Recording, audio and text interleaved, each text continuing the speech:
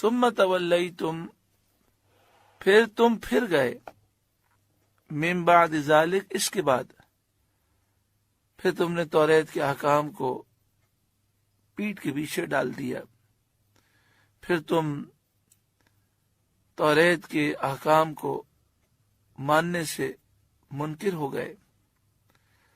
فلولا فضل اللہ علیکم ورحمتہ، تو اگر اللہ کا فضل اور اس کی رحمت تم پر نہ ہوتی، لکنتم من الخاسرین، ضرور تم نقصان اٹھانے والوں میں سے ہو جاتے۔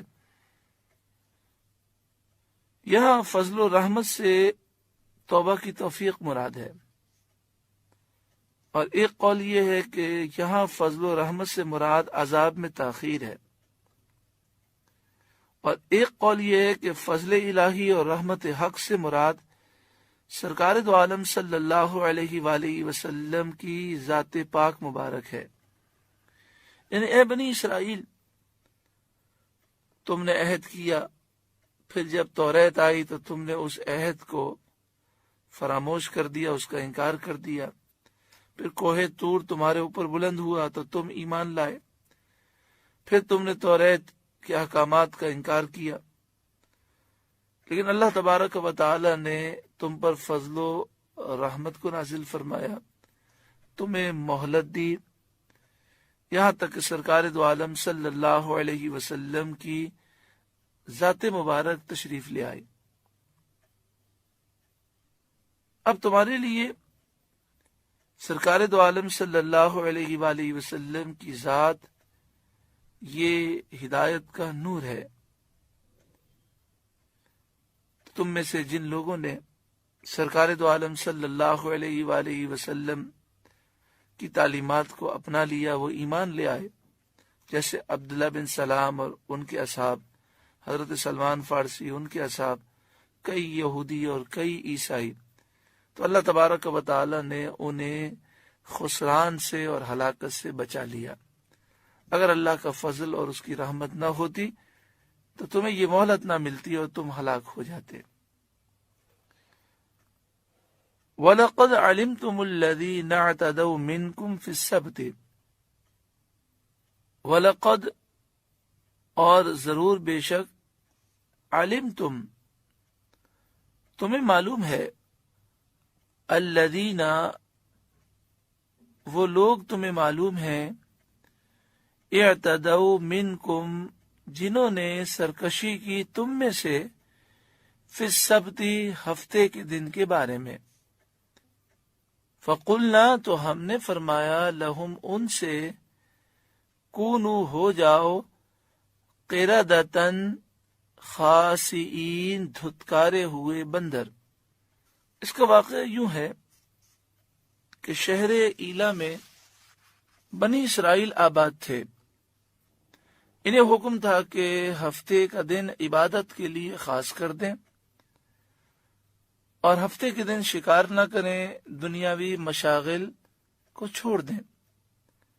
ان کے گروہ نے یہ چال کی کہ جمعے کو دریا کے کنارے کنارے بہت سے گڑھے یہ کھودتے اور ہفتے کی صبح کو دریا سے ان گڑھوں تک نالیاں بنا لیتے، جس کے ذریعے پانی کے ساتھ آ کر بہت ساری مچھلیاں گڑھوں میں قید ہو جاتی۔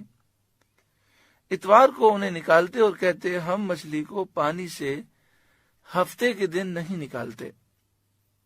انہوں نے ایک ناجائز ہیلا کیا، ناجائز تدبیر کی۔ ہفتے کے دن شکار منع تھا، لیکن ہفتے کے دن مچھلیاں بہت زیادہ آ جاتی تھیں، تو انہیں لالچ پیدا ہوا، انہوں نے گڑھے کھودے اور ان گڑھوں اور دریا کے درمیان نالیاں بنا لی۔ ہفتے کا دن آتا تو ان نالیوں سے پانی گڑھوں میں جمع ہو جاتا اور پھر نالیوں کو منہ بند کر دیتے، تو اس پانی کے ساتھ جو مچھلیاں آئی ہوتی وہ گڑھوں میں قید ہو جاتی، پھر اتوار کے دن ان گڑھوں سے نکال لیتے۔ یہ انہوں نے ناجائز ہیلا 40 سال یا 70 سال تک انہوں نے کیا۔ جب حضرت داؤد علیہ السلام کی نبوت کا عہد آیا، آپ نے انہیں اس سے منع کیا، انہیں سمجھایا کہ گڑھوں میں قید کرنا ہی شکار ہے، اور یہ گڑھوں میں تم انہیں قید کرتے ہو ہفتے والے دن، تو تم ہفتے کے دن شکار کرنے والے ہوئے، اس سے باز آ جاؤ ورنہ عذاب میں گرفتار کیے جاؤ گے۔ وہ باز نہ آئے تو حضرت داؤد علیہ السلام نے دعا کی، اللہ تعالیٰ نے ان لوگوں کو بندروں کی شکل میں مسخ کر دیا، عقل اور حواس تو ان کے باقی رہے مگر بولنے کی قوت ختم ہو گئی، بدن سے بدبو نکلنے لگی۔ اپنے اس حال پر روتے روتے 3 دن میں سب ہلاک ہو گئے، ان کی نسل باقی نہ رہی۔ یہ 70,000 کے قریب تھے۔ بنی اسرائیل کا دوسرا گروہ جو 12,000 کے قریب تھا، انہیں اس عمل سے روکتا تھا۔ جب یہ نہ مانے تو انہوں نے ان کے اور اپنے محلوں کے درمیان دیوار بنا کر علیحدگی کر لی، ان سب نے نجات پائی۔ بنی اسرائیل کا ایک تیسرا گروہ تھا، اس نے دیکھا کہ یہ مانتے ہی نہیں ہیں، تو پھر انہوں نے نصیحتیں کرنا چھوڑ دیا تھا، خاموش ہو گئے تھے۔ اب ان کے بارے میں یہ اختلاف ہے کہ کیا وہ بچ گئے یا وہ عذاب کا شکار ہوئے۔ صحیح تحقیق یہ ہے کہ اللہ تعالیٰ نے انہیں بھی نجات عطا فرمائی۔ یعنی بنی اسرائیل کے اس گروہ کے 3 طبقے تھے، ایک تو وہ 70,000 جو ناجائز ہیلا کرتے تھے وہ ہلاک ہوئے، اور باقی 2 گروہ تھے، ایک نیکی کا حکم دیتا تھا، برائی سے روکتا تھا، اور دوسرا نیکی کا حکم دے چکا، برائی سے وہ روک چکا، لیکن جب اس نے دیکھا کہ یہ اب مانتے ہی نہیں ہیں تو پھر انہوں نے خاموشی اختیار کی۔ تو چونکہ وہ بھی نیکی کا حکم کا حق ادا کر چکے تھے، تو اس وجہ سے دونوں گروہوں کو اللہ تبارک و تعالی نے نجات عطا فرمائی۔ اس واقعے میں بہت سی نصیحتیں ہیں۔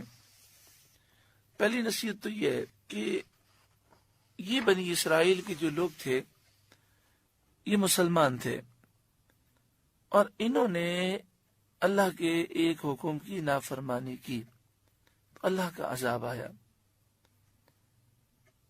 حکم یہ تھا کہ ہفتے کے دن شکار نہیں کرنا، انہوں نے ایک اس کا ناجائز ہیلا نکالا اور وہ برباد ہو گئے۔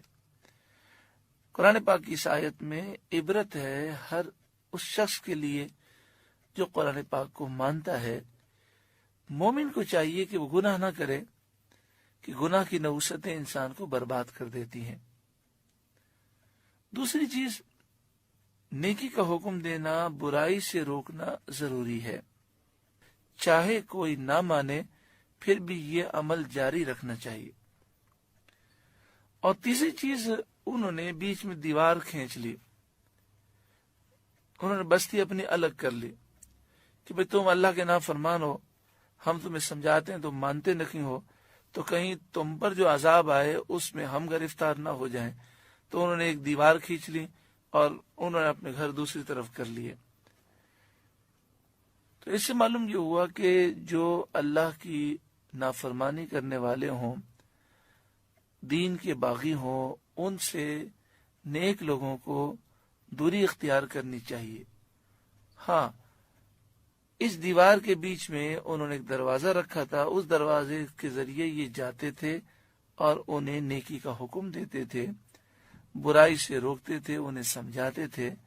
تو ایسے لوگوں کو سمجھانا تو چاہیے، مگر پھر ان سے دوری اختیار کرنی چاہیے کہ کہیں ان کے برے اعمال کی وجہ سے ہم بھی برے اعمال میں مبتلا نہ ہو جائیں۔ اللہ تبارک و تعالی ہم سب کو عمل کی توفیق اور سعادت نصیب فرمائے۔